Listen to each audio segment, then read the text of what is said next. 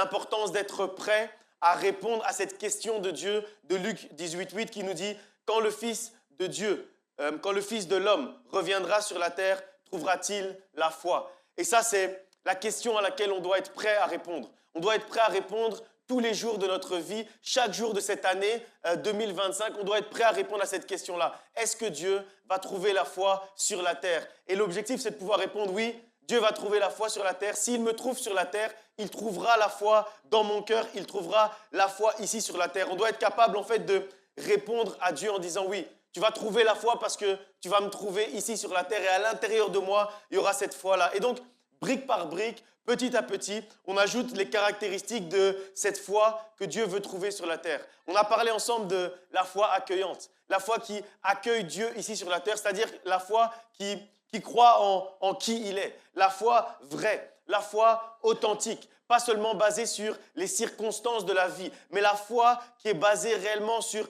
qui est Dieu, sur son identité, sur qui il est, sur la relation qu'on a avec lui. On a parlé également de la foi vivante. On a parlé la semaine dernière de la foi agissante et puissante dont nous a parlé le pasteur Ginette. Et on a également parlé de beaucoup de choses par rapport à cette foi-là. On a parlé des dangers qui existent sur la terre pour notre foi. Quels sont les dangers qu'on doit éviter? Quels sont les risques qu'on doit combattre? Quels sont les combats qu'on doit mener pour garder justement cette foi forte jusqu'au dernier jour, jusqu'au jour du retour de Christ? Parce que l'objectif, ce n'est pas juste d'avoir cette foi aujourd'hui et puis après de la perdre au fur et à mesure, qu'elle diminue au fur et à mesure. Non, l'objectif en fait, c'est de conserver cette foi-là, de garder cette foi-là jusqu'au bout du chemin. Et donc, on a parlé des dangers de la foi. Et dans les dangers de la foi, on a parlé des faux prophètes, on a parlé des discours séduisants, on a parlé de l'instabilité spirituelle. Et toutes ces choses, en fait, c'est brique par brique, on est en train de construire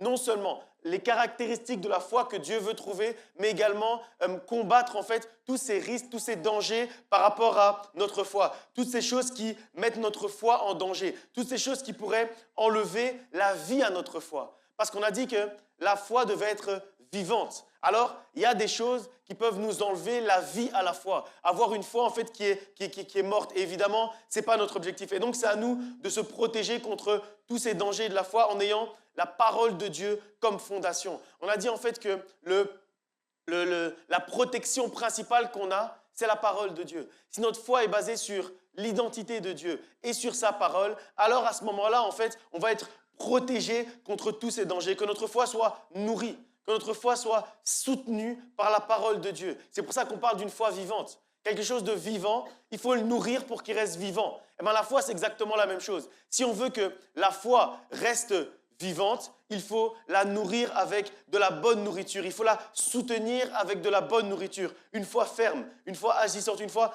vivante qui repose sur Dieu, son identité et sur sa parole. Pas sur les circonstances de la vie, même pas sur les miracles que Dieu peut accomplir, mais sur Dieu lui-même, son identité et sa parole. Et aujourd'hui, on va continuer toujours autour de ce thème de la foi, autour des fondations, des bases qu'on est en train de mettre en parlant du combat contre l'incrédulité, qui est en fait l'inverse de la foi. L'incrédulité, c'est l'inverse de la foi et dans Hébreux 11, on nous donne la définition de la foi, c'est-à-dire que la foi est une ferme assurance des choses qu'on espère et également une démonstration de ce qu'on ne voit pas. C'est ce que nous dit Hébreux chapitre 11 au verset 1. C'est-à-dire que la foi, c'est d'abord être assuré fermement. Et dans un deuxième temps, c'est également démontrer ce qu'on ne voit pas encore. Ce qu'on ne voit pas encore, on doit pouvoir le démontrer. Donc, c'est-à-dire que quand on est rempli de foi, il y a à l'intérieur de nous une ferme assurance sur Dieu, sur son identité, sur sa parole et donc par définition également sur son action. Également, la Bible nous dit qu'on démontre ce qu'on ne voit pas encore. Démontrer, c'est-à-dire poser des actes. C'est-à-dire en fait qu'on agit comme si des choses qu'on ne voit pas encore étaient déjà arrivées. C'est ça quand on dit démontrer ce qu'on ne voit pas. Démontrer, c'est poser des actes. Donc, on agit en posant des actes qui font comme si, en fait, ce qu'on a demandé à Dieu était déjà arrivé. C'est-à-dire que la foi, en fait, elle nous fait agir. Non pas comme si Jésus allait revenir, mais comme si Jésus était déjà revenu. Parce que ce qu'on espère, ce qu'on ne voit pas encore, ok, c'est le retour de Christ. On espère le retour de Christ. On veut voir le retour du Christ. Mais ici, on nous dit qu'on doit agir, on doit poser des actes, on doit démontrer des choses comme si en fait on avait l'assurance que ces choses-là qu'on ne voit pas encore sont déjà arrivées. Parce qu'on n'a pas encore vu son retour, mais on a foi, on a espérance en son retour. Idem quand on prie.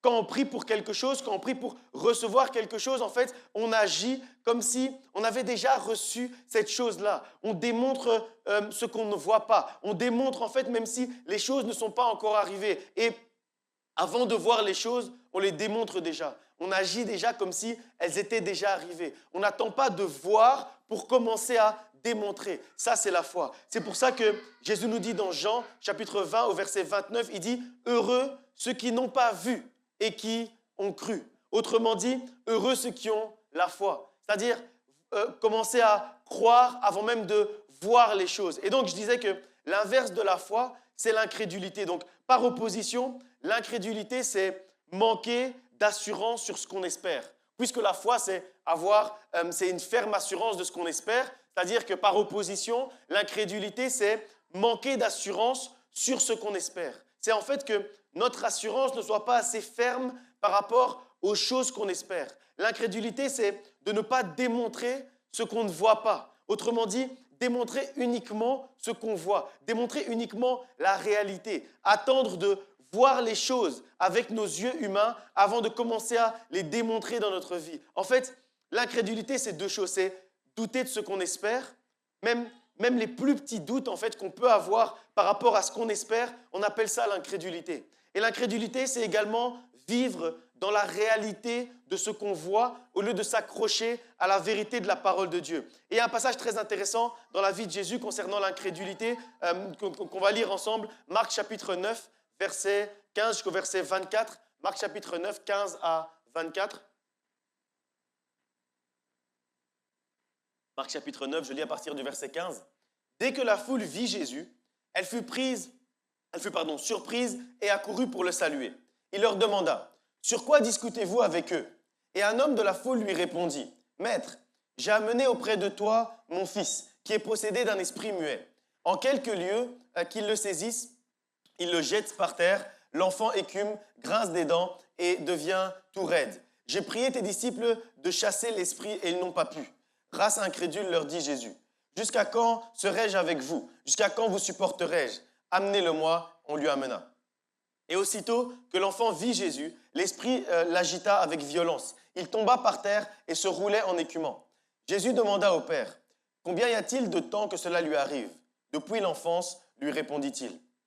Et souvent, l'esprit l'a jeté dans le feu et dans l'eau pour le faire périr. Mais si tu peux quelque chose, viens à notre secours. Aie compassion de nous. » Jésus lui dit, « Si tu peux, tout est possible à celui qui croit. » Aussitôt, le père de l'enfant s'écria, « Je crois, viens au secours de mon incrédulité. » Et ce passage, il est vraiment très, très intéressant justement par rapport à l'incrédulité et par rapport à la foi que Dieu attend de nous. D'abord, on voit que les disciples ont essayé de prier pour cet enfant, mais ils n'ont pas pu prier. Ils n'ont pas pu arriver jusqu'à la guérison. Et j'aime bien que le Père dise, « J'ai prié tes disciples de pouvoir venir chasser cet esprit, de pouvoir venir guérir mon enfant. » Au verset 19, Jésus va leur faire une remarque. Mais la remarque, elle est très intéressante parce qu'il ne va pas leur faire une remarque sur la puissance. Il ne va pas leur faire une remarque sur la manière dont ils ont prié. Il ne va pas leur faire une remarque sur le fait qu'ils aient jeûné ou qu'ils n'aient pas jeûné. Il ne va pas leur faire une remarque sur leur onction, sur le niveau de leur onction. La seule remarque qu'il va faire, c'est sur leur incrédulité. Il va leur dire qu'ils sont une race incrédule. Et il leur dit qu'ils sont incrédules et qu'à cause de leur incrédulité, il leur dit « Jusqu'à quand je vais vous supporter ?» C'est-à-dire qu'on comprend ici que c'est insupportable à Jésus de voir en fait l'incrédulité, de ressentir l'incrédulité. Le manque de foi, le doute, en fait, c'est quelque chose qui est insupportable à Dieu. Quand on doute de lui, de qui il est, de son action, en fait, ça lui est insupportable. Ensuite, Jésus va demander au papa depuis quand son fils est dans cet état. Et il lui dit qu'il est dans cet état depuis toujours. Et là, on comprend ce qui va amener la suite. On comprend que ce qui va amener le père à dire ce qu'il va dire après, c'est parce qu'en fait, il a toujours vu son fils comme ça. Et comme il a toujours vu son fils comme ça, c'est comme s'il a perdu un peu l'espoir que il peut se passer encore quelque chose. Et il a certainement tout essayé pour le guérir. Sûrement que beaucoup de gens sont déjà venus prier pour lui. Et il dit que lui-même, il a prié, il est arrivé à un point où en fait, il prie même plus Dieu pour son enfant. Il prie même plus Dieu pour que son enfant puisse être guéri. Il dit qu'il a prié les disciples pour que le disciple puisse venir et guérir cet enfant. C'est-à-dire qu'il a même perdu foi que Dieu peut faire quelque chose, même il prie les gens. Il est arrivé à un niveau où il prie les serviteurs de Dieu pour que les serviteurs de Dieu puissent faire quelque chose. Et donc, on continue et on voit que sûrement qu'il a essayé des remèdes, des médicaments, des traitements, etc. Mais son fils est toujours comme ça. Il dit depuis toujours, depuis qu'il est enfant, il a toujours été comme ça. Alors, il va dire au verset 22, « Si tu peux quelque chose, j'ai déjà tout fait, j'ai déjà tout essayé. Mais si toi, tu peux quelque chose, viens à notre secours. Aie compassion de nous. » Donc, ça veut dire que quand il fait ça, en fait, là, on comprend que Dieu peut pas accepter, Jésus ne peut pas accepter cette phrase-là. On comprend qu'en fait, il est en train de demander à celui qui est omnipotent, si tu peux, fais quelque chose. En fait, là, il demande à celui qui s'appelle El Shaddai, Dieu Tout-Puissant, il lui demande s'il peut. Il demande à celui qui est Yahweh Rapha, le Dieu qui guérit par définition. Il est le Dieu qui guérit et il lui demande si tu peux guérir mon enfant. Est-ce que tu pourrais guérir mon enfant? Il demande à Yahweh Sabaoth, l'Éternel des armées, celui qui libère. Et il dit, si tu peux, secours-nous. C'est-à-dire, il est arrivé à un niveau en fait où même l'identité de Dieu, pour lui en fait, il s'en rend même plus compte. Ce qu'il est en train de dire montre qu'il a même plus foi en l'identité de Dieu. En fait, il est rempli d'incrédulité parce qu'il pose des questions à Dieu. Il demande à Dieu, Dieu qui est miséricordieux par nature, qui est miséricordieux par définition. Lui, il lui demande, si tu peux, aie compassion de nous. Comme si, en fait, au moment où ce problème le remplit, ce problème le dépasse, c'est comme si, en fait, il oublie même à qui il est en train de parler. Il oublie même l'identité de Dieu. Il oublie même qui est Dieu. Et parfois, nous, on fait exactement la même chose. À cause des circonstances de notre vie, à cause des problèmes qui nous entourent, parfois, on commence à oublier qui est Dieu. Et parfois, on commence à demander, Seigneur, si tu peux me guérir, guéris-moi. Alors que lui-même, en fait, il est Yahweh Rapha, il est celui qui guérit de toute façon. Donc, en fait, parfois, on demande à Dieu, Seigneur, si tu peux, pourvois un peu à mes besoins. Alors que lui-même, il est celui qui s'appelle le pourvoyeur. Alors, parfois, en fait, on agit exactement de cette manière-là. Et on voit, en fait, quand on agit de cette manière-là, allez, moi-même, quand je lis ça, ça m'agace. Alors, j'imagine l'agacement de Jésus. Jésus lui-même, Dieu lui-même, il est devant cet homme. Et cet homme est en train de douter de lui-même, de qui il est, de son identité. Il demande à Dieu qui est omnipotent, est-ce que tu peux? Il demande à Dieu qui est Yahweh Rapha, est-ce que tu peux le guérir? Il demande à Dieu qui est le Dieu qui libère, est-ce que tu peux nous secourir? Est-ce que tu peux nous libérer? Il demande à Dieu miséricordieux, est-ce que tu peux avoir compassion de nous? Alors, 2 fois dans la même journée, je crois que là, ce n'était pas une bonne journée pour Jésus. Il a commencé à dire, mais cette journée, il n'y a rien qui va. En quelques minutes, 2 fois dans la même journée, il est confronté 2 fois à ce qui le dérange, à quelque chose qui l'agace, c'est-à-dire l'incrédulité. Et il va répondre, mais comment ça en fait, si tu peux? Qu'est-ce que tu veux dire quand tu me dis si tu peux? Et c'est pour ça qu'on dit si tu peux, point d'exclamation, 3 petits points. C'est-à-dire, si tu peux, vraiment, tu es en train de me dire ça. Et il laisse même un temps de silence. Il dit, si tu peux. Silence. Tu es sûr que tu me parles vraiment à moi? Parce que peut-être qu'il se disait, peut-être, je sais pas, il parle à un disciple ou il parle à quelqu'un qui est derrière moi, c'est pas possible. Il me demande si je peux. Donc il dit, si tu peux, il dit ça avec fermeté, point d'exclamation. Après, il laisse un petit silence pour que l'homme puisse un peu réfléchir sur la folie qu'il vient de dire. Si tu peux. Et nous, parfois, on fait exactement la même chose. On prie d'une manière, Seigneur, si tu peux, Seigneur, si c'est possible, Seigneur, si c'est ta volonté, Seigneur, si c'est possible, allez, si c'est ta volonté, guéris-moi. Si ta volonté, allez, guéris mon enfant, s'il te plaît, si tu peux. Mais il peut, parce qu'il est celui qui peut tout. Parce qu'il est El Shaddai, le Dieu Tout-Puissant. Alors, il peut. Alors, comment est-ce qu'on peut douter de cette manière-là? Et il va lui répondre, tout d'abord, crois. Parce que tout est possible à celui qui croit. C'est-à-dire, en fait, il va lui faire comprendre que, en fait, la situation, là, ce n'est pas mon problème. Ce n'est pas moi qui ai un problème. C'est-à-dire, ce n'est pas moi qui suis remis en question de si je peux ou si je ne peux pas. Comment est-ce que toi, tu peux me dire je peux ou je ne peux pas? Non, la question n'est pas là. La question, c'est est-ce que toi, tu crois assez que je peux? C'est ça, en fait, la vraie question. Et c'est pour ça qu'à ce moment-là, Jésus, en fait, il va inverser. Il va inverser la situation en disant non, tu ne vas pas remettre moi en question. Non, c'est toi qui es en question. C'est toi avec ta foi qui est en question. C'est toi et ton incrédulité qui sont en question. Et donc, il va dire, crois, parce que tout est possible à celui qui croit. Et avec cette remarque, en fait, ce que Jésus a fait, c'est que la même manière dont il a dit aux disciples qu'ils sont une grâce incrédule, là, en fait, il retourne la situation, il retourne la discussion, et le papa, en fait, il va comprendre que, ok, je suis complètement à côté de la plaque. Ce que je suis en train de dire, c'est n'importe quoi. Et que celui qui est en face de lui, ce n'est pas la même chose que tout le reste. Ce n'est pas la même chose que les disciples qu'il a priés, parce qu'il a prié les disciples de guérir son fils, mais les disciples n'ont pas pu. Il va comprendre que ce n'est pas la même chose que tous les médicaments qu'il a donnés à son fils déjà. Ce n'est pas la même chose. Ce n'est pas la même chose que tous les remèdes. Ce n'est pas la même chose que toutes les prières qu'il a déjà essayées, parce que celui qui est devant lui, c'est celui qui peut tout. C'est celui qui est le Dieu Tout-Puissant. C'est celui qui est le Dieu qui guérit. Alors il va comprendre qu'il y a une différence entre prier les disciples et prier Dieu. Il y a une différence entre les remèdes, les médicaments, les solutions humaines. Il y a une différence entre tout ça et celui qui est en face de lui à ce moment-là. Et c'est à ce moment qu'il va comprendre tout ça. Alors, il va proclamer une chose. Il va proclamer qu'il croit. Parce que quand Jésus lui dit, tout est possible à celui qui croit, il va dire, ok, si tout est possible à celui qui croit, alors je crois. Et la deuxième étape après, il va demander à Dieu de venir au secours, non pas de son enfant. Parce que, réfléchissons à ça, il aurait pu dire, je crois, alors viens au secours de mon enfant. Mais il ne va pas dire ça. Il ne va pas dire, je crois, alors guéris mon enfant, puisque maintenant je te dis que je crois. Non. Comme il a compris la situation, comme il a compris ce qui vient de se passer, comme il a discerné ce qui vient de se passer, il va demander à Jésus de venir au secours de son incrédulité. C'est-à-dire, il va demander à Jésus de venir au secours de sa foi, de venir au secours de ses mauvaises pensées, de ses pensées de doute. Il va dire, Seigneur, j'ai besoin que tu viennes au secours de moi. Non pas au secours de mon enfant, non pas au secours de cette maladie. J'ai même plus besoin que tu fasses un miracle, parce que j'ai compris en fait. J'ai compris que tout est possible à celui qui croit. Et comme j'ai compris que tout est possible à celui qui croit, alors je te demande de mettre en moi cette foi-là, de retirer cette incrédulité, de mettre en moi cette foi parce que je sais que si je crois, ça va arriver. Je sais que si je crois, mon enfant va être guéri. Alors là, il comprend, parce que Jésus vient de parler d'incrédule aux disciples, et parce que Jésus vient de lui dire que tout est possible à celui qui croit. Alors il demande simplement à Dieu, Seigneur, viens au secours de mon incrédulité. Seigneur, viens au secours de ma foi. Et nous-mêmes, parfois, en fait, on est comme ça. Trop souvent, on est comme ça. On prie de manière un peu frileuse. On prie, en fait, avec des doutes.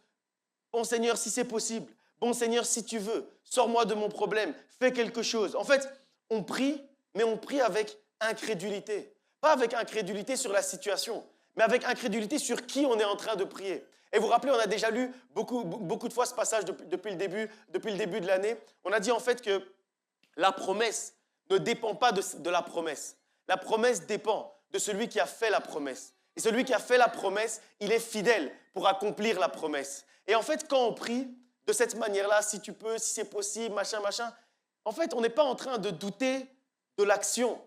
On est en train de douter de la personne. On est en train de douter de l'identité de Dieu. Et c'est là, en fait, où on doit changer. C'est là, en fait, où on doit changer de manière de prier. On doit arrêter, en fait, de prier avec incrédulité. Parce que quand on prie avec incrédulité, on voit comment ça agace Dieu. Ça agace Dieu, l'incrédulité. Ça agace Dieu, cette situation. Alors, arrêtons d'agacer Dieu avec nos prières incrédules, avec nos prières moitié foi, moitié incrédulité. En fait, on prie avec un peu de foi et un peu d'incrédulité. Commençons à faire des prières de foi réelles. Commençons à faire des prières de foi en disant d'abord à Dieu, Seigneur, viens d'abord au secours de ma foi. Viens d'abord au secours de mon incrédulité parce que je sais, je suis convaincu que tout est possible à celui qui croit. Et on a déjà lu dans Ézéchiel que Dieu ne désire pas la mort de celui qui meurt, ni la souffrance de celui qui souffre. Ça veut dire en fait que quand tu pries, et beaucoup ont prié comme ça, Seigneur, si c'est ta volonté que telle situation puisse se résoudre, Seigneur, si c'est ta volonté que telle puisse être guérie, si c'est ta volonté que je puisse sortir de cette situation, mais c'est la volonté de Dieu. Puisque Dieu ne désire pas la mort de celui qui meurt. Quand tu souffres, Dieu ne désire pas la souffrance de celui qui souffre. Alors, tu ne dois pas perdre ton temps avec des mots qui ne servent à rien, des phrases qui ne servent à rien. Seigneur, si c'est ta volonté, résous tel problème. C'est la volonté de Dieu. Si jusqu'à présent, tu ne savais pas que résoudre ton problème, c'est la volonté de Dieu. Je te dis aujourd'hui, 26 janvier, c'est la volonté de Dieu de résoudre ton problème. C'est la volonté de Dieu de te guérir. C'est la volonté de Dieu de sortir des problèmes, des situations compliquées. C'est la volonté de Dieu. Mais la question c'est, est-ce que toi, tu as la foi en la volonté de Dieu? Est-ce que toi, tu as la foi en l'action de Dieu? D'abord, est-ce que toi, tu as la foi en Dieu? Est-ce que tu as la foi en qui est Dieu? Raison pour laquelle la Bible nous dit, celui qui s'approche de Dieu doit croire que Dieu existe. C'est-à-dire quand tu viens commencer à demander des choses à Dieu, là honnêtement, quand le papa s'approche de Jésus et qu'il dit « si tu peux », quand il dit ça, ça veut dire en fait il s'approche de Dieu, mais il ne croit pas que Jésus est Dieu. Parce que s'il croyait que Jésus est Dieu, il n'allait pas dire « si tu peux ». Et nous parfois on s'approche de Dieu de la même manière. Raison pour laquelle Dieu nous met en garde sur ça en disant « quand tu t'approches de Dieu, crois que Dieu existe. Crois que tu es en train de t'approcher de celui qui rémunère ceux qui le cherchent. » C'est la suite du passage. Tu crois que Dieu existe et après tu crois que quand tu vas le chercher, il va rémunérer cette recherche-là. Il va récompenser cette recherche-là. Il va en fait approuver cette recherche de Dieu parce que c'est la volonté de Dieu. C'est la volonté de Dieu que tu ailles mieux. C'est la volonté de Dieu de sécher tes larmes. C'est la volonté de Dieu. Alors approche-toi d'une manière où tu es convaincu que c'est la volonté de Dieu. Évidemment qu'il ne veut pas que tu restes dans ta tristesse. Soyons en fait conscients de ça et chassons l'incrédulité de notre manière de penser, de notre manière de prier, de notre manière de parler. Demandons à Dieu en fait de secourir notre incrédulité, comme l'a fait le papa. Demandons à Dieu de secourir notre foi. C'est une prière qu'on doit faire parce que ça peut nous arriver, et c'est même pas que ça peut nous arriver, c'est que ça nous arrive. Ça nous arrive à chacun d'entre nous, ce qui est arrivé à ce père en fait. Il fait un cri de détresse parce que ce problème dure depuis tellement longtemps qu'il prononce un cri de détresse vers Dieu. Il prononce un cri de détresse vers Dieu, mais sans avoir la conviction que celui vers qui il est en train de faire ce cri de détresse, de proclamer ce cri de détresse est réellement Dieu. Il voyait Jésus comme un être humain, alors il se dit que de la même manière dont il a prié les disciples, il va prier Jésus aussi. Et donc là, il était en train de prier un homme. Il n'était pas en train de prier Dieu. Il n'était pas en train d'implorer Dieu. Et donc, il n'était même pas conscient que celui qui était en face de lui était réellement Dieu. Son cri de détresse, en fait, c'était un mélange entre la foi et le doute. Et donc, quand il y a ce mélange, ce mauvais mélange entre la foi et le doute, en fait, rien ne peut se passer. En fait, quand la foi est incomplète, là, à ce moment-là, en fait, la foi du papa, elle était incomplète. Quand la foi est incomplète, il ne peut rien se passer. Sa foi était mélangée avec l'incrédulité. Et ce mélange entre l'incrédulité et la foi, ce n'est pas un bon mélange. Et donc Jésus lui rappelle une chose importante, une chose qu'il veut te rappeler aussi aujourd'hui, c'est que tout est possible à celui qui croit. Alors la première étape, c'est d'abord de croire. La première étape, c'est d'abord d'avoir la foi. Et quand tu auras la foi, après ça, tu pourras aller au-delà de ce que tu vois aujourd'hui, au-delà de ce que tes yeux voient, au-delà de ce que tes oreilles entendent. Tu pourras voir au-delà. Le Père, en fait, il est en train de remettre en cause la capacité d'agir de Jésus. Mais Jésus, lui, il va remettre les choses à leur place. Il va lui faire comprendre que ce qui est en cause, ce n'est pas sa capacité d'agir. Et dans ta vie, c'est exactement la même chose. Ce qui est en cause, c'est jamais la capacité de Dieu à agir. Ce qui est en cause, c'est la manière dont tu crois que Dieu peut agir. La manière dont tu as la foi que Dieu peut agir. Ça veut dire qu'en fait, même si Jésus n'était pas là ce jour-là pour prier, même si Jésus avait dit « Ok, je viens au secours de ta foi, crois », et puis qu'il était parti, en fait, l'enfant aurait été quand même guéri. Parce qu'à partir du moment en fait, où le Père était rempli de cette foi-là pour la guérison, c'était possible que l'enfant guérisse, même sans que Jésus puisse prier. Et c'est ça en fait que Jésus lui a dit. Parce qu'il ne dit pas « tout m'est possible à moi parce que je suis Jésus, parce que je suis le Fils de Dieu, parce que je suis Dieu fait homme ». Ce n'est pas ça qu'il dit. Il lui dit « tout est possible à celui qui croit ». Donc en fait, il dit au Père « celui qui croit et à qui tout est possible, c'est toi ». Et c'est pour ça qu'après le Père, il répond « ok ». Donc, je crois, comme pour dire en fait, ok, à partir du moment où je prononce cette phrase, je crois, celui dont on parlait, à qui tout est possible, ça devient moi. Et c'est là en fait où le Père va faire un changement d'état d'esprit. Et aujourd'hui encore, c'est ce que Dieu veut nous dire. C'est ce que Dieu veut te dire. Il dit d'abord, tout est possible à celui qui croit. Et après, il rajoute que celui qui croit et à qui tout est possible, c'est toi si tu crois.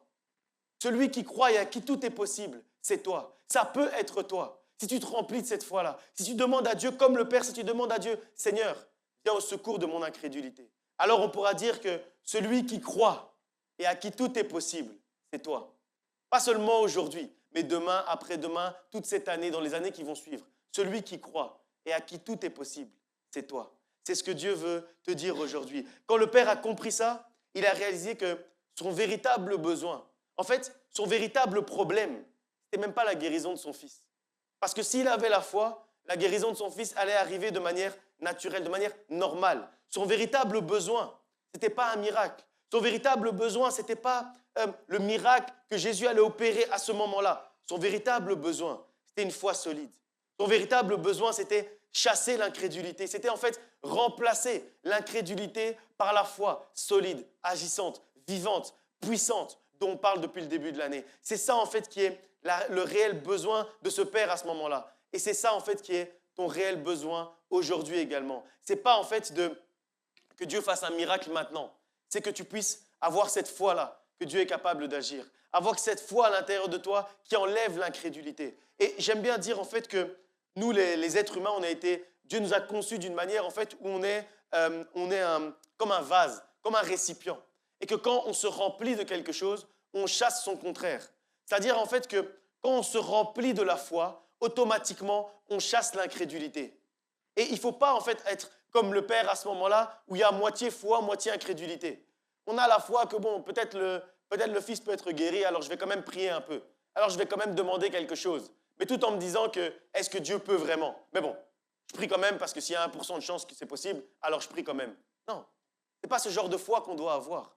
On doit avoir une foi en fait où ce n'est pas que, je ne sais plus quel scientifique, quel physicien a dit que ceux qui croient en Dieu, il a l'impression que ceux qui croient en Dieu, en fait, c'est parce qu'ils se disent qu'ils n'ont rien à perdre. C'est que, bon, tu crois en Dieu. Si Dieu existe, bah, tu as gagné, tu es au paradis. Bon, si Dieu n'existe pas, tu n'as rien perdu, en fait. Et c'est Pascal, je pense que c'est Blaise Pascal qui a dit ça. Il a dit, en fait, j'ai l'impression qu'en voyant les chrétiens, ceux qui croient en Dieu, ils croient juste parce que, bon, il n'y a rien à perdre. Il y a plus de choses à perdre si tu ne crois pas en Dieu. Parce que si tu ne crois pas en Dieu, il y a une chance sur deux. Si tu ne crois pas en Dieu et que Dieu existe, tu vas en enfer. Mais si tu ne crois pas en Dieu et que Dieu n'existe pas, bon, ok, c'est pas grave. Et donc, Blaise Pascal, il y a un scientifique qui disait, au fur et à mesure que je vois les chrétiens, j'ai l'impression de ça, en fait. Ils croient en Dieu juste moitié incrédulité, moitié foi, mais bon, parce qu'ils n'ont rien à perdre. On ne doit pas être ce genre de chrétien qui croit en Dieu parce qu'on n'a rien à perdre. On doit être ce genre de chrétien, on croit en Dieu parce que la foi qui est à l'intérieur de nous, elle est forte, elle est agissante et elle est puissante. Et on sait que tout est possible à celui qui croit. Alors on croit. On sait qu'on s'approche de Dieu et on croit que Dieu existe. On croit en l'identité de Dieu. Et c'est la manière dont on s'approche de lui. Et on ne doit pas avoir, parce que ça c'est une fois, j'espère que ce n'est pas en voyant notre église, en voyant le centre de la promesse que ce scientifique il a dit ça. J'espère que si un scientifique rentre ici, il voit un peu comment on a la foi et qu'il fait une analyse de la manière dont on croit, il faut dire, bon, le centre de la promesse, ils croient parce qu'ils n'ont rien à perdre, quoi. C'est-à-dire, si Dieu existe, c'est bien. Si Dieu n'existe pas, bon, tant pis. Non. Il faut qu'on ait un autre type de foi. Une foi, en fait, une foi qui déplace les montagnes. Comme dit la parole de Dieu. Comme un grain de moutarde, comme un grain de sénévé. Juste une foi comme ça qui déplace les montagnes. On croit en Dieu parce qu'on a cette relation avec lui. Parce qu'on sait qui il est. Parce qu'on connaît son identité. Pas parce qu'il va faire, ou parce qu'il a déjà fait, ou à cause des miracles. Non. On ne croit pas en Dieu à cause de ça. La Bible nous dit que les Juifs recherchent des miracles. Les Grecs recherchent la sagesse. Mais nous prêchons Jésus-Christ, ressuscité d'entre les morts. Et c'est sur lui, en fait, qu'on base notre foi. Sur lui seul, sur Jésus-Christ seul. Et c'est réellement comme ça qu'on doit agir. Et il faut qu'on arrête d'être comme le Père, concentré sur nos problèmes. Tellement concentré sur nos problèmes qu'on n'arrive plus à identifier ce qui nous bloque vraiment. Le manque de foi ou la foi mélangée à l'incrédulité. On ne comprend même plus quel est notre véritable besoin, c'est-à-dire une foi vivante et agissante. Alors, si tu comprends que ton véritable besoin, c'est une foi solide, si tu comprends que ton véritable besoin, c'est une foi agissante, une foi vivante, c'est le moment aujourd'hui de chasser l'incrédulité. C'est le moment de réellement croire en Dieu. C'est réellement le moment de croire en Jésus-Christ. Plus croire au miracle, mais croire en Jésus-Christ. Et tout te sera possible. Tout deviendra possible pour toi si tu es rempli de cette foi-là. Et quand on dit tout, en dehors du tout, il ne reste rien. C'est-à-dire que quand on dit tout, ça veut dire que tout est réellement possible. Et quand on dit que tout est possible, ça veut dire que rien n'est impossible. Et c'est ce genre de foi qu'on doit avoir réellement. Avant de clôturer et de prier pour chasser l'incrédulité, on va lire un dernier passage dans Hébreux, Hébreux chapitre 3, je dis du verset 12 jusqu'au verset 19. Hébreux 3, 12 à 19. Prenez garde, frères, que quelqu'un de vous n'ait un cœur mauvais et incrédule, au point de se détourner du Dieu vivant. Mais exhortez-vous les uns les autres chaque jour, aussi longtemps qu'on peut dire aujourd'hui, afin qu'aucun de vous ne s'endurcisse par la séduction du péché, car nous sommes devenus participants de Christ, pourvu que nous retenions fermement jusqu'à la fin l'assurance que nous avions au commencement. Pendant qu'il est dit, aujourd'hui, si vous entendez sa voix, n'endurcissez pas vos cœurs, comme lors de la révolte, qui furent en effet ceux qui se révoltèrent après l'avoir entendu. Sinon, tous ceux qui étaient sortis d'Égypte sous la conduite de Moïse, et contre qui Dieu fut-il irrité pendant 40 ans, sinon contre ceux qui péchaient et dont les cadavres tombèrent dans le désert. Et à qui jura-t-il qu'il n'entrerait pas dans son repos, sinon à ceux qui en avaient désobéi. Aussi, voyons-nous aujourd'hui qu'ils ne purent y entrer à cause de leur incrédulité. Ce passage il nous parle d'abord de deux choses. Il nous parle du cœur mauvais et du cœur incrédule. Et en fait, il met au même niveau le cœur mauvais et le cœur incrédule. Pourquoi est-ce que Dieu nous dit ça? Parce qu'en fait, le cœur mauvais, c'est par rapport aux autres ici sur la terre. Mais le cœur incrédule, c'est être mauvais par rapport à Dieu. Quand on a le cœur incrédule, on est méchant par rapport à Dieu. Parce qu'on est en train, en fait, de nier qui il est, de nier son identité. Vous savez, c'est très méchant si je suis ici devant et vous parlez entre vous, etc., comme si je n'étais pas là, en fait. Comme si je n'étais pas ici à côté de vous. C'est méchant de nier quelqu'un. C'est méchant, en fait, de faire comme si il n'est pas qui il est. Comme si il n'a pas cette identité-là. C'est méchant. Et c'est pour ça, en fait, que dans le premier passage, dans le verset 12, Dieu met au même niveau le cœur mauvais et le cœur incrédule. Parce que le cœur mauvais, c'est par rapport à ton frère qui est à côté de toi, à ta sœur qui est à côté de toi. Mais le cœur incrédule, c'est être mauvais par rapport à Dieu. Et je crois que personne ici a envie d'être mauvais par rapport à Dieu, d'être méchant avec Dieu. Alors, ne nie pas qui est Dieu. Ne nie pas l'existence de Dieu. Ne nie pas l'identité de Dieu. Ne nie pas la nature de Dieu. Alors, n'aie pas un cœur incrédule d'une autre manière. Et après, quand on continue dans le passage, on voit que Dieu fait faire un parallèle avec ceux qui sont incrédules aujourd'hui par rapport à ceux qui étaient incrédules du temps de Moïse. C'est-à-dire qu'ils ont vu l'action de Dieu. Ils ont vu Dieu ouvrir la mer en deux, ils ont vu les plaies contre les Égyptiens, ils ont vu les colonnes de feu qui les protègent, ils ont vu la manne tomber du ciel, et puis après, ils doutent de l'existence de Dieu, ils font un veau d'or pour aller prier le veau d'or comme si Dieu n'existait pas. Et là, il met en parallèle les deux. Il met en parallèle ceux qui ont été incrédules dans le désert et nous qui sommes incrédules aujourd'hui. Il met en parallèle ceux qui ont vu l'action de Dieu avec leurs yeux humains et nous qui avons vu l'action de Dieu avec nos yeux spirituels. C'est exactement la même chose. Parce que de la même manière dont le peuple de Dieu dans le désert, les peuples hébreux dans le désert, c'était le peuple de Dieu incrédule. De la même manière, nous aujourd'hui, spirituellement, on est le peuple de Dieu. Alors, si on doute de qui est Dieu, si on doute de l'identité de Dieu, après avoir vu son action, mais son action, ce n'est pas seulement une guérison miraculeuse. Son action, c'est aussi le soleil qui se lève le matin. Son action, c'est que tu peux te lever pour marcher. Son action, c'est que tu as le souffle de vie. Le souffle de vie, c'est un miracle. Le souffle de vie, c'est l'action de Dieu. Alors, quand tu doutes de qui est Dieu, quand tu doutes de l'action de Dieu, tu doutes également du souffle de vie, du miracle du souffle de vie. Tu as vu un miracle ce matin. Et après, quand tu pries, tu dis si tu peux, si c'est possible pour toi, si c'est ta volonté. Tu es incrédule. Et donc, en fait, tu es incrédule, ça veut dire que tu as le cœur incrédule. C'est-à-dire que tu as un cœur mauvais par rapport à Dieu quand tu pries de cette manière-là. Arrête de prier de cette manière-là. On a lu la manière dont ça a agacé Dieu. Et ici, dans Hébreu, on voit encore la manière dont ça agace Dieu. Et il compare ceux qui font ça à ceux qui étaient dans le désert. Et il dit que de la même manière que ceux qui sont restés, que ceux qui pensaient comme ça, qui étaient incrédules comme ça, sont restés dans le désert. De la même manière, ceux qui sont incrédules ici sur la terre ne verront pas le salut à cause de leur incrédulité. Et donc c'est important et c'est pour ça qu'on comprend, on fait un parallèle avec Jean 18:8 qu'on a déjà lu plusieurs fois. Quand le Fils de l'homme revient sur la terre, il doit trouver la foi. Il ne doit pas trouver l'incrédulité. Et ce passage, il est vraiment très fort et très puissant. Il commence par nous mettre en garde contre le cœur incrédule. Il nous dit au verset 12 de ne pas avoir un cœur mauvais ni un cœur incrédule. On nous dit qu'un cœur incrédule nous éloigne du Dieu vivant. Un cœur incrédule nous éloigne du Dieu vivant. Parce qu'un cœur incrédule diminue la vie de notre foi. On a dit qu'on doit avoir une foi vivante. Eh bien, l'incrédulité, c'est la mort de la foi. C'est-à-dire qu'au fur et à mesure que l'incrédulité commence à prendre de la place dans notre cœur, au fur et à mesure également, notre foi commence à mourir. Et on a dit qu'on devait avoir une foi vivante, une foi agissante. Et donc, si l'incrédulité commence à se mélanger, petit à petit, la mort de la foi commence à arriver. Et c'est pour ça que ça nous éloigne. Dans la Bible, chaque mot est important, vous savez ce que je dis. Ça nous éloigne pas de Dieu, ça nous éloigne du Dieu vivant. Parce que la foi vivante, c'est par rapport au Dieu vivant. Alors, si tu es convaincu que ton Dieu est vivant, tu dois avoir en toi cette foi vivante, pas la foi mixée avec l'incrédulité qui fait qu'au final, la foi commence à mourir. Ensuite, dans la suite des passages, dans la suite des versets, on va nous donner 4 clés. 4 clés pour combattre l'incrédulité. La première clé, c'est exhorter les uns les autres. Partager ensemble la parole de Dieu.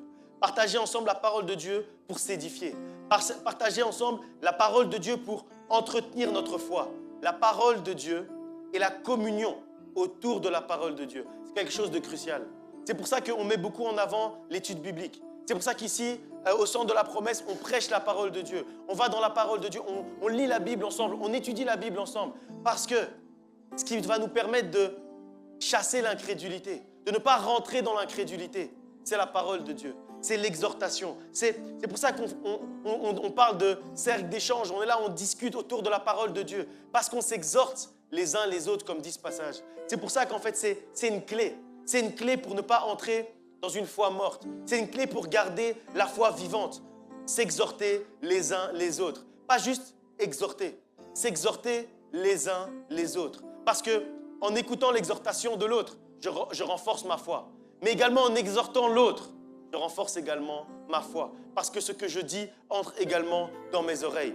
La deuxième clé, être ferme et rempli d'assurance. Ferme et rempli d'assurance. Ne pas laisser le contexte, les situations diminuer notre fermeté et notre assurance en Dieu, en qui il est et en son identité. Troisième clé, être à l'écoute de la voix de Dieu. On dit, ceux qui ont entendu sa voix ont marché sur le bon chemin. Ceux qui ont entendu sa voix, être à l'écoute de la voix de Dieu. Parce que quand on entend la voix de Dieu, ça renforce encore notre foi. Ça garde notre foi vivante. Parce que Dieu est un Dieu vivant. Il parle et il agit. Alors quand on entend sa voix, ça renforce notre foi vivante en ce Dieu vivant. Parce qu'on entend sa voix directement. Il faut l'entendre pour en être convaincu. Tu n'as jamais entendu la voix de Dieu, ce que je suis en train de dire, ça peut te faire dire que le pasteur est fou. Mais si tu entends la voix de Dieu, tu sauras que ça renforce ta foi en ce Dieu vivant. Ça renforce ta foi vivante en un Dieu vivant. Romains 10, 17 nous dit que la foi vient de ce qu'on entend. L'exhortation d'un côté, c'est ce qu'on entend. Et la voix de Dieu, c'est aussi ce qu'on entend. On doit être attentif à la voix de Dieu pour renforcer notre foi et chasser l'incrédulité, ouvrir nos oreilles spirituelles. On doit entendre la voix de Dieu pour affermir notre foi. La quatrième et dernière clé, c'est de ne pas se révolter, de ne pas désobéir. C'est-à-dire, en fait, garder la foi dans le plan de Dieu, même quand le plan de Dieu est difficile, même quand c'est compliqué, même quand ce n'est pas facile, même quand il y a des épreuves, même si le plan de Dieu comporte des épreuves, on garde notre foi en lui. On garde notre foi en lui et en son plan. Et surtout dans le fait que tout concourt au bien de celui qui aime Dieu.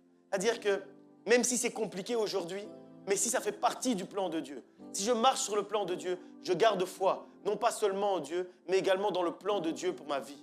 Je garde la foi dans son plan, dans sa volonté, parce qu'on se rappelle que Dieu ne désire pas la mort de celui qui meurt. Dieu ne désire pas la souffrance de celui qui souffre.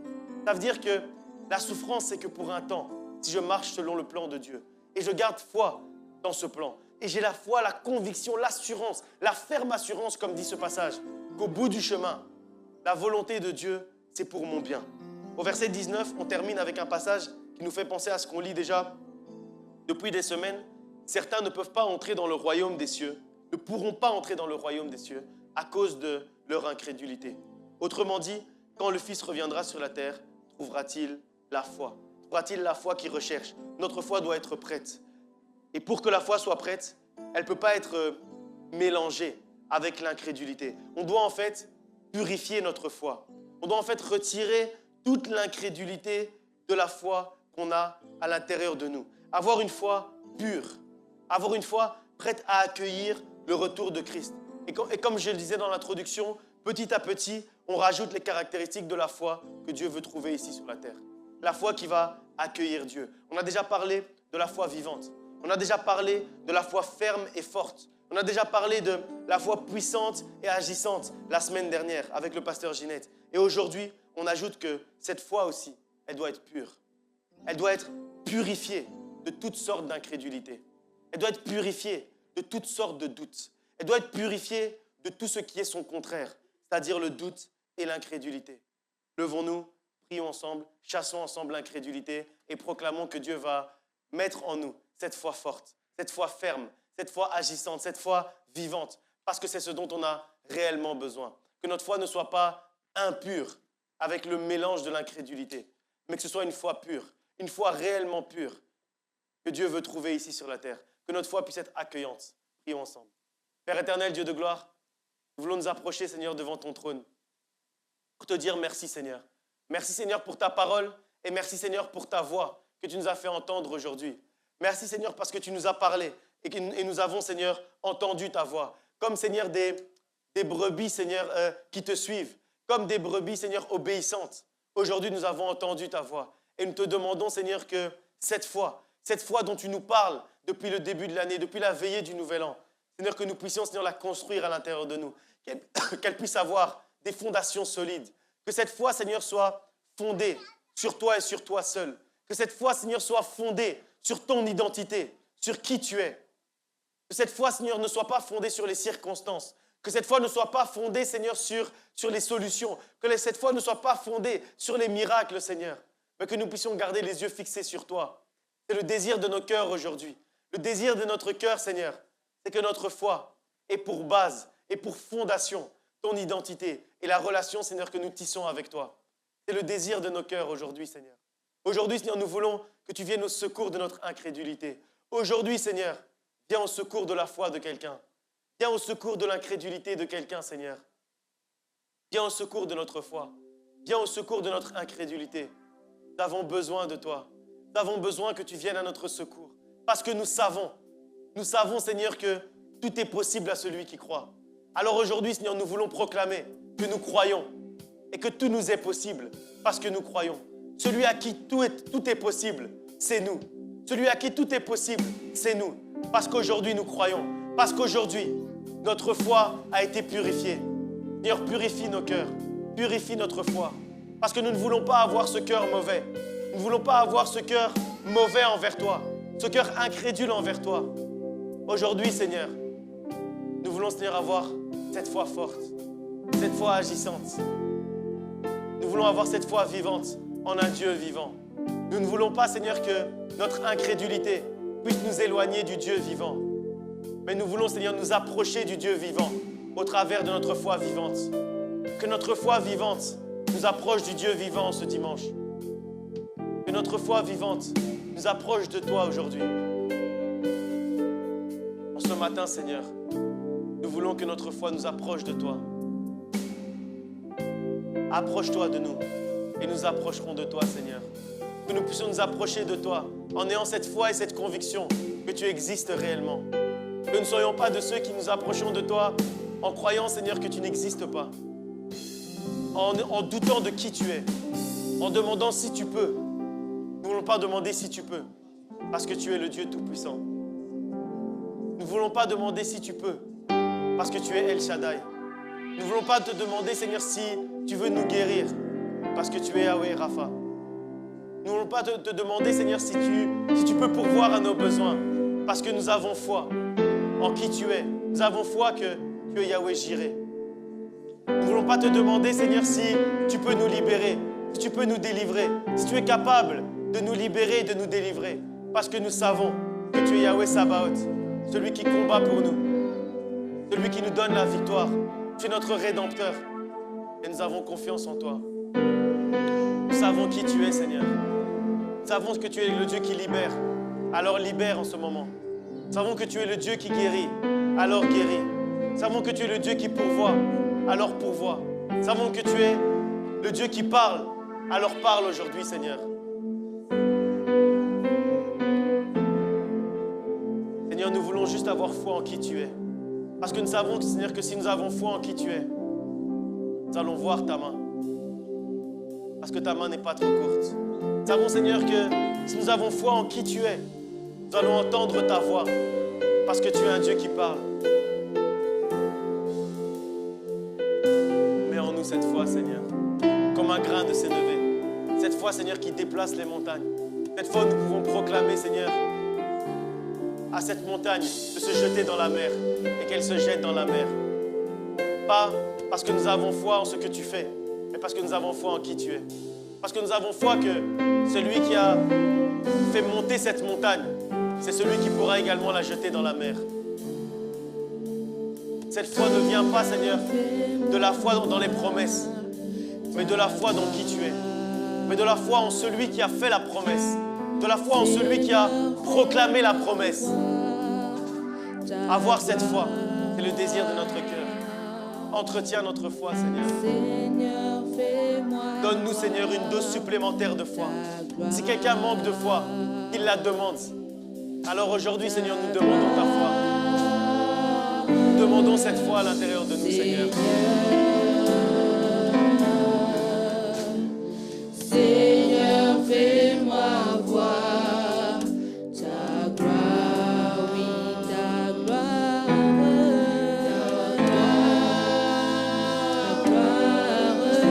Seigneur, oui, je veux voir ta gloire. Seigneur, fais-moi voir ta gloire.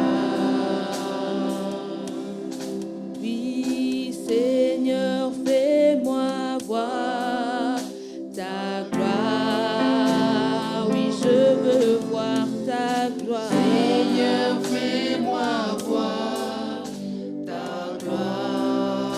Oui, fais-moi voir ta gloire. Seigneur, fais-moi voir ta gloire. Seigneur, oui, je veux voir ta gloire. Seigneur, fais-moi voir ta gloire. Oui, ta gloire.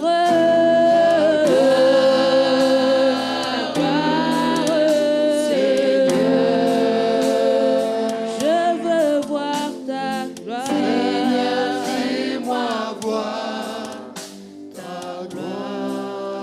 Oui, ta gloire. Ta gloire.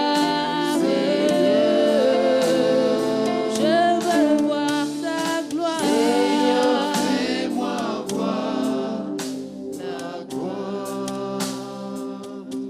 Avant de clôturer ce moment de prière, on va juste proclamer comme dans la parole de Dieu, on va juste proclamer qu'on croit que tout est possible à celui qui croit.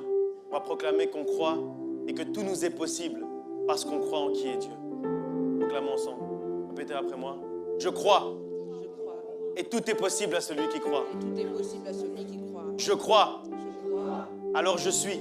Alors je suis Celui à qui, celui à qui tout est possible. tout est possible. Parce que je crois en Dieu. Parce que Je crois en qui est Dieu. Je Je crois crois en son identité. Je crois qu'il est Dieu. Je crois qu'il est Alors Dieu. tout m'est possible. Alors tout m'est possible. Amen. Amen.